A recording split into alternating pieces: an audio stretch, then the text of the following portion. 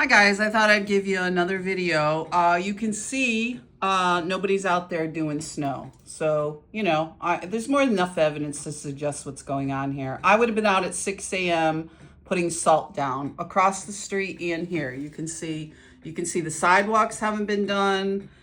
The walkways here haven't been done. And the only reason I'm bringing this up is because when my ex-husband and this whole group of friends, I didn't have any friends. He had all these friends, okay? I don't have one friend, okay? I used to meet people all the time, and then they'd leave. They'd ask me, gee, they had a hard time making friends in Amsterdam. I used to tell them the same thing all the time. I grew up here and I don't have any friends. It's the way it is in Amsterdam. It's very cliquey. But the reason I'm bringing up the whole snow thing this morning is because my neighbor who was in superintendent was always in Florida. I always did his driveway and his snow and his sidewalks. I always did the snow for my tenants. I would have had salt out there before it started. We all knew this snowstorm was going to start. I would have had salt all over the sidewalks, and then I'd go out periodically before the storm even started. So they were all up to Canada. They were all off snow machining all winter long, a new sled every other year. This group of friends that now got together with my ex-husband and lied about me. Okay, and certainly Holly's daughter Jill was up there all the time with Donna and Lori and Wendy and Lisa and the other Lori, and did I say Wendy? This whole group, and they work with the school district too. Wendy works at the school district. She caused problems over at Stewart's to get me kicked out of Stewart's for using the bathroom because they thought that was funny to go in there and tell them I was a homeless person. This is what these women were doing. So when they were off at their snow machine parties, because these guys would constantly work in the garage, and you know how it is with guys, they'll hang out, they drink, they party. They were in trouble repeatedly, this group, for partying. And this is where Holly let Jill hang out when she wasn't leaving her at her sister's. So certainly as she got to be a teenager, she allowed her to hang out with these guys in their garage. You know what guys are like, hanging out in the garage all the time, constantly smoking pot, constantly drinking, constantly working on their sleds. So this whole group of my ex-husband's friends, and they were in trouble.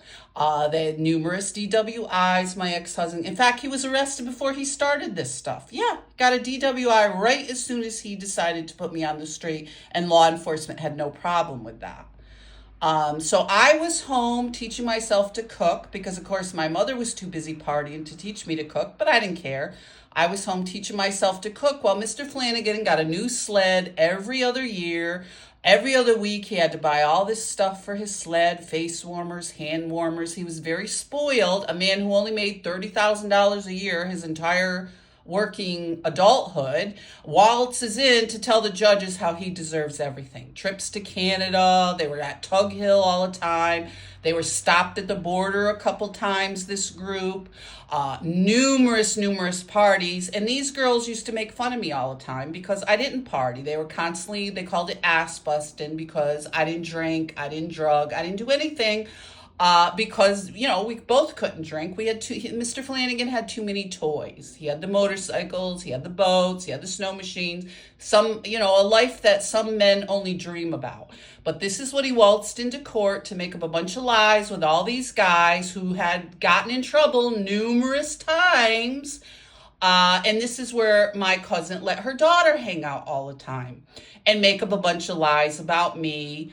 That resulted in me being thrown on the street after years of doing the snow, getting up at 6 a.m. before work, making sure our tenants were taken care of, making sure when they were off on their snowmobile trips, his mother was okay, his aunt was okay, and making sure the snow was always done by time he walked in the house on late Sunday, usually with, inebriated in some way, because these guys constantly snow machined, and they did it way back when I was 14 because my half brother was friends with all these guys that always had snow machines, always went snowmobiling. It's like if you live up here in the North Country, it's just part of your lifestyle. So this is what was going on, and then these guys to get together and lie for each other.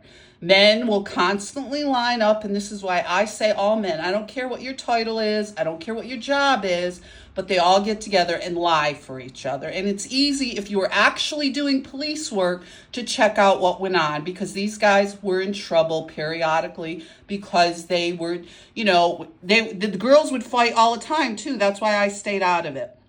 Because these women would fight all the time because these guys would hang out in the garage. You know how it is with guys.